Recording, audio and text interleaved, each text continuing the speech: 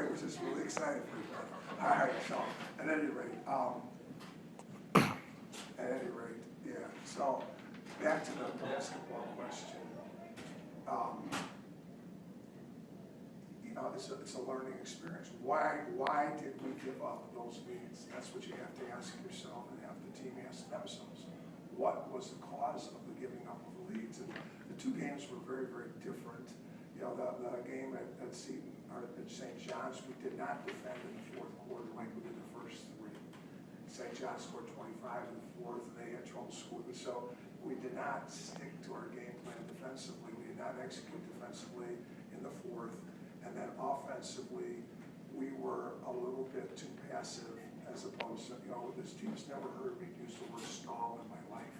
It's not in our offensive nomenclature, stall, all right? And so, but we got conservative offensively, and you do two things at once, and you got sloppy with some turnovers. You do three things there, and then not only do you not defend, but you foul, which lets the other team score with his clock stop. And that's the recipe for them coming in from 27 to 6. And then at the Seton Hall game, they went small.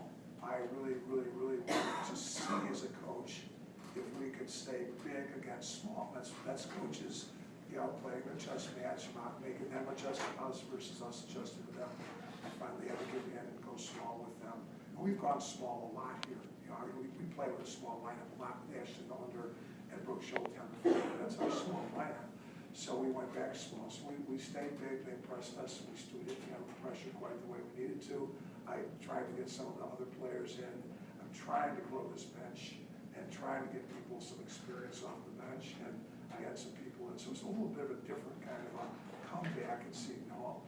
So, but nevertheless, it's all about Jim. We gave up a 16-point lead at Northwestern. They cut it to 3. We closed it out.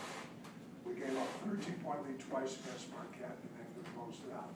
We gave up a 27-point lead and got it back, and same thing at St. John's. So I think that's great experience to learn that at any given moment, what got you there, if you don't maintain, there's three. Another thing we're focusing on with our team right now is a mantra that's just kind of emerged with this team. There's 3 levels of growing a team, and when it comes to putting them in the best position to be great at the end. First, they got to learn how to win. This team's learn how to win. Second, they got to learn how to handle winning. I'm not sure we've learned that yet. We're in the process of learning how to handle winning, but we haven't done it yet, because we still get a little bit too happy. And then thirdly, really good teams learn how to win, learn how to handle winning, and then they learn how to grow themselves while they're winning. Yes, it's great for us coaches to talk about learning from losses, and we did learn very much from the Iowa loss. However, it's also very nice to learn from winning, and I think that's the place this team is in. They've learned how to win, now they're learning how to handle winning, and we're trying to learn how to get better with each practice, each repetition, each possession, get better so that we can grow this team and not just be satisfied with what happened the other night and tonight. So that's kind of where we're at with this basketball team. And it's a great group of seniors. I really love coaching this team. You got 3, I keep calling them the 3 pillars that we're building this around, and we can start to find some consistency, from some of our other players, and that's just hasn't emerged yet. It's been the 3 Megan Pincola, Chase Jenkins, and Jess January have been relatively consistent. They might do different things on different nights, but they've been relatively consistent. It's finding consistency out of the other 2 starters, and as we regrow the bench, it's something that's we're searching for. You didn't ask the question, but Megan Prochaska really gave us some very valuable minutes tonight.